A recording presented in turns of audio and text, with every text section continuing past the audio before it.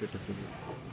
आप स्वयं जानते हैं कि जिनके परिवारों के अंदर मौत हो जाती है, जो कर्मचारी हैं, तो गवर्नमेंट की एक पॉलिसी है कि उनको करना मूलक आधार के ऊपर नौकरी दी जाती है।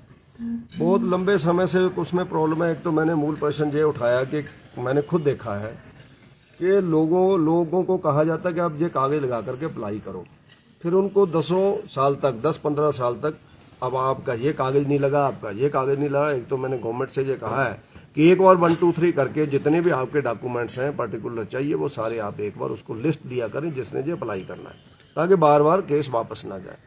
दूसरा, उसमें मैंने ये कहा कि एक मुश्त इन लोगों को नौकरी देनी चाहिए जो 1800 से ज़्यादा लगभग लोग करना मूलक आधार के ऊपर केस पेंडिंग है। तीसरा विषय हम लोगों ने ये कहा है कि आप इसमें समयबद्ध तरीके के अंतर्गत, समयबद्ध के अंदर, क्योंकि कांग्रेस के घोषणा पत्र के अंदर ये था कि हम सभी करना मूलक आधार के ऊपर जो नौकरी है उन सब लोगों को देंगे। इसमें पिक एंड चूज हो रहा है, कुछ चंद बड़े लोगों को दे दिया गई और जिनकी इनकम भी ज़्यादा थी उनको भी दे दी गई।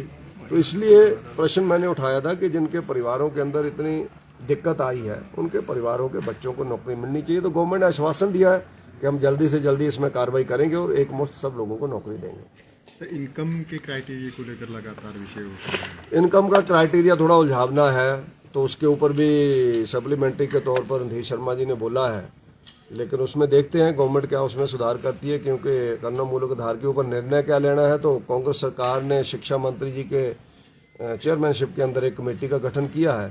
उसकी जब सिफारिशें आएंगी तो उसमें देखेंगे कि उन्होंने इस जो इनकम का क्राइटेरिया उसको भी उन्होंने बदला है या नहीं बदला है।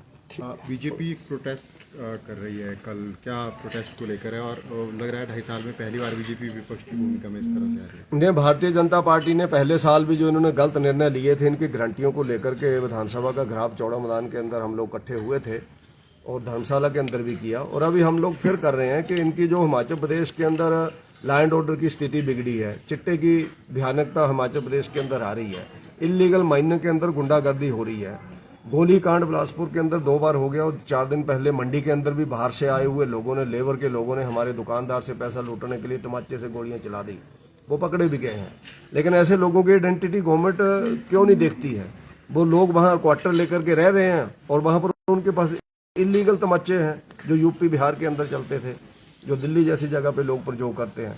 तो गवर्नमेंट की इन नलायकियों के विरोध में कल भारतीय जनता पार्टी के से 10,000 से ज्यादा कार्यकर्ता यहाँ पर चौड़ा मैदान के अंदर आएंगे, और हम लोग एक ललकार के रूप में इस गवर्नमेंट को जगाना चाहते हैं कि जो गवर्नमेंट जाग जाए, वरना अगले आने वाले चुनाव के अंदर इस सरकार का, इस पार्टी का पूरी तरह से सफाया होगा।